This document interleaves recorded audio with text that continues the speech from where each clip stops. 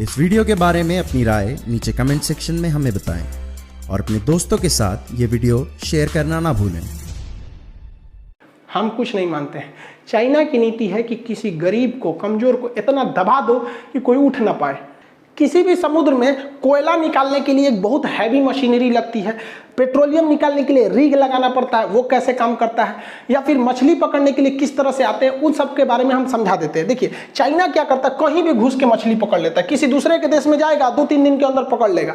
अभी हाल ही में इसने पाकिस्तान में आया है और पाकिस्तान में लंगर डाल के पाकिस्तान 3 साल में जितनी मछली पकड़ता है ना, ये ससुरा 2 दिन में उतना मछली पकड़ के लेके चल गया यहाँ से ससुरा। और वहाँ ग्वादर के लोग मूड़ी पीट रहे, लगे ससुरा बलूचिस्तान वाले लोग हमारा मछली ले गया, अब गरई मछली बचल है सब, वहाँ पे खाएगा वो गरई मछली।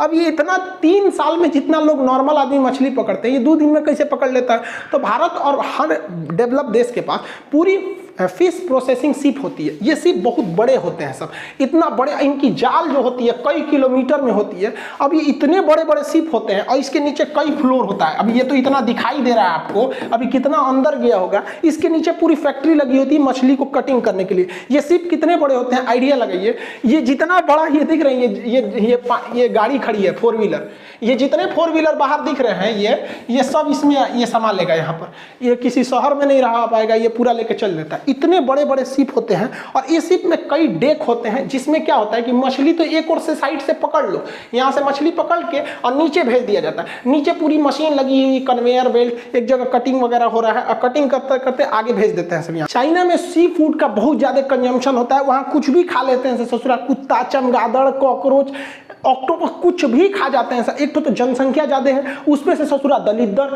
पूरा खा जाते हैं सब। पूरी दुनिया परेशान है चाइनीज शिप से कि ये कहीं भी आते हैं सर 2 दिन में लंगर डालेंगे सब। जब तक आप चाइना एम्बेसी को कॉल कीजिएगा, वहां से ले लीजिएगा, ये 2 दिन में जाल में मारेंगे सर, अब पूरा का पूरा शिप मछली लेके चल जाते हैं सब। पूरी दुनिया परेशान है। भारत में भी 1-2 बार लंगर डाला था सभी सब मछली पकड़ने के लिए। भारतीय ने भी घींच के भेज दी, जाल रख ली ससुरा, तो यहाँ पे मछली मारेगा।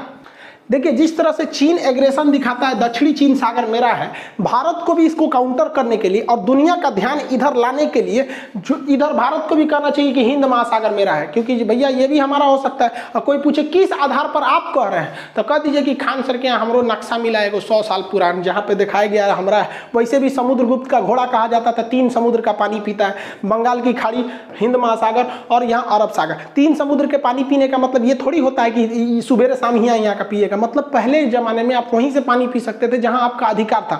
तो हमारे जमाने में लिख लीजिए भैया, समुद्रगुप्त भारत का नेपोलियन कहा जाता है, इतिहास उठा के पढ़ लीजिए, यहाँ पर ऐसा लिखा है। इससे क्या होगा कि चाइना हमें कॉम्प्रोमाइज के लिए आएगा, क्योंकि पूरी दुनिया कहेगी कि देखो भैया चाइना तुम्हारा देखिए भारत भी बिगड़ गया। और जैसे भारत कहेगा तो चाइना उधर से वो भी चिल्लाने लगेंगे सर। तो फिर चाइना को अपने ऑयल, मछली या फिर गैस का जो जिस उसकी नजर जमी है, तो भारत से ये कॉम्प्रोमाइज करने के लिए आएगा। रे बकलोल कहीं का हिंद महासागर में तो ऐसा कोई पेट्रोलियम का कोई भंडार नहीं है, काहे लिए झगड़ा ना रहा है।